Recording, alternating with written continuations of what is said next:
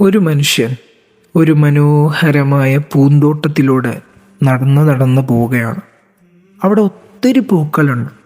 പച്ച, മഞ്ഞ, ചുവപ്പ് നിറത്തിലൊക്കെയുള്ള പൂക്കൾ.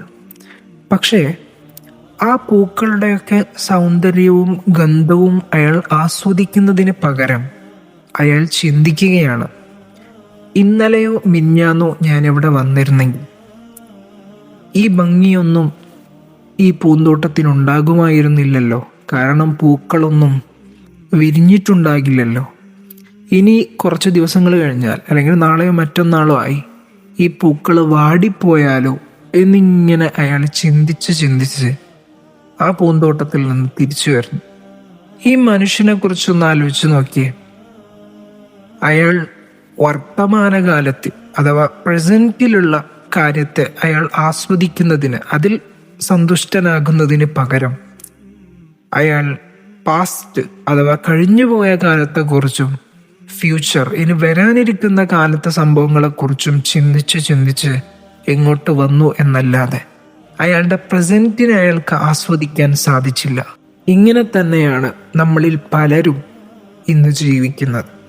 ഇതുകൊണ്ടുള്ള നഷ്ടം എന്താണെന്ന് വെച്ചാൽ, നമ്മുടെ സന്തോഷമാണ് നമുക്ക് നഷ്ടപ്പെട്ടു പോകുന്നത്. കഴിഞ്ഞു പോയ കാലത്തിൽ നിന്നും നമുക്ക് വേണ്ടത് എക്സ്പീരിയൻസ് ആണ്, അഥവാ അനുഭവങ്ങളാണ്. എന്നാൽ ഫ്യൂച്ചറിൽ നിന്ന് ഇനി വരാനിരിക്കുന്ന കാലത്തേക്ക് നമുക്ക് പ്ലാനിംഗ് ആണ് വേണ്ടത്.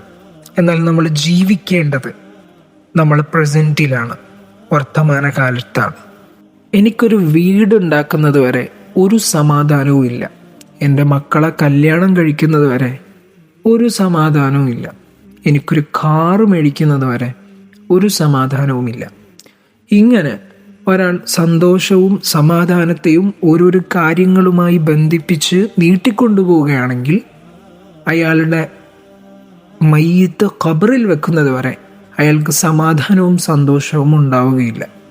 കാരണം ദുനിയാവെന്ന് പറയുമ്പോൾ ഒരു കാര്യം നമുക്ക് കിട്ടിക്കഴിഞ്ഞാൽ അപ്പോൾ തൽക്കാലം നമ്മുടെ മനസ്സ് ഒന്ന് സന്തോഷവാനാവുകയാണെങ്കിൽ വീണ്ടും ഒരു കാര്യം കിട്ടുന്നത് വരെ നമ്മുടെ മനസ്സ് ആ സമാധാനം നഷ്ടപ്പെട്ടുകൊണ്ടിരിക്കും. അതിനുവേണ്ടി തന്നെയാണ് പരിശുദ്ധമായ ഇസ്ലാം നമ്മോട് പഠിപ്പിക്കുന്നത് ഖനാഅത്ത്, അഥവാ എന്താണോ നമുക്കുള്ളത് അതിൽ നമ്മൾ സംതൃപ്തനാവുക, നിലവിലെ അവസ്ഥയിൽ സന്തുഷ്ടനാവുക എന്ന ആ ഒരു തത്വം. ഇതിനർത്ഥം ഒരിക്കലും നമുക്ക് വികസനമോ അല്ലെങ്കിൽ ഗ്രോത്ത്, വളർച്ചയൊന്നും ഉണ്ടാകരുത് എന്നല്ല.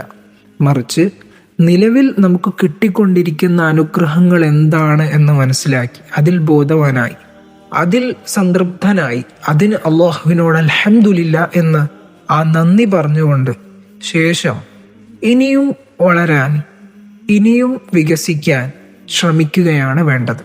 ഇങ്ങനെ ചെയ്യുന്നതിലൂടെ ലോങ് ടേമായി കുറേ കാലത്തേക്ക് നമുക്ക് സന്തോഷവാനായിരിക്കാൻ സാധിക്കും എന്നതാണ്.